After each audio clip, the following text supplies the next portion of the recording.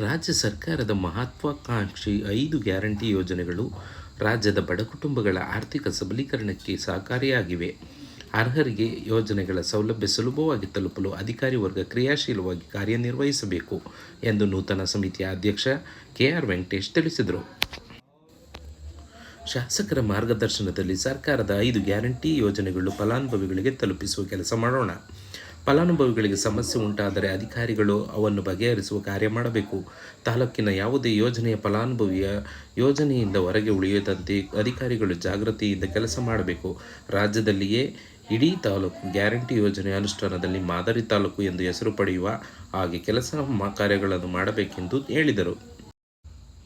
ಇದೇ ಸಂದರ್ಭದಲ್ಲಿ ತಾಲೂಕು ಪಂಚಾಯಿತಿ ಯುವ ಶಿವಪ್ರಕಾಶ್, ಪಟ್ಟಣ ಪಂಚಾಯಿತಿ ಅಧ್ಯಕ್ಷೆ ಮಂಗಳಮ್ಮ, ಉಪಾಧ್ಯಕ್ಷೆ ಮಮತಾ ಹಾಗೂ ಇತರರು ಹಾಜರಿದ್ದರು.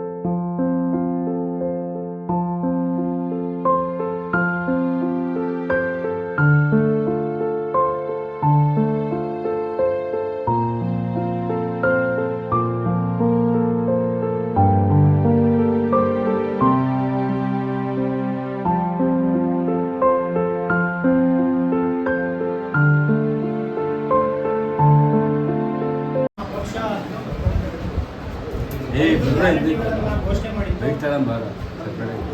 ಆ ಗ್ಯಾರಂಟಿಗಳನ್ನು ನುಡಿದಂತೆ ನಡೆದಿದ್ದೇವೆ ಅನ್ನುವ ಸಂದೇಶವನ್ನು ಇಡೀ ದೇಶಕ್ಕೆ ಸಾರುವ ಮುಖೇನ ನಮ್ಮ ಕರ್ನಾಟಕ ರಾಜ್ಯದಲ್ಲಿ ನಮ್ಮ ಸಿದ್ದರಾಮಣ್ಣ ಮತ್ತು DKC ಶಿವಕುಮಾರ್ ಅವರ ನೇತೃತ್ವದ ಸರ್ಕಾರ 5 ಗ್ಯಾರಂಟಿಗಳನ್ನು ಅನುಷ್ಠಾನಗೊಳಿಸಿ ಅದು ತಾಲೂಕುವಾರು ಸಮರ್ಪಕವಾಗಿ ಎಲ್ಲ ಬಡ ಜನತೆಗೆ ತಲುಪಬೇಕು ಅನ್ನೋ ಉದ್ದೇಶದಿಂದ ಪ್ರತಿ ತಾಲೂಕಿನಲ್ಲಿ ಗ್ಯಾರಂಟಿ ಅನುಷ್ಠಾನ ಸಮಿತಿಯನ್ನು ಅನುಷ್ಠಾನಕ್ಕೆ ತಂದಿದೆ. ಮೊದಲಿಗೆ ನಾನು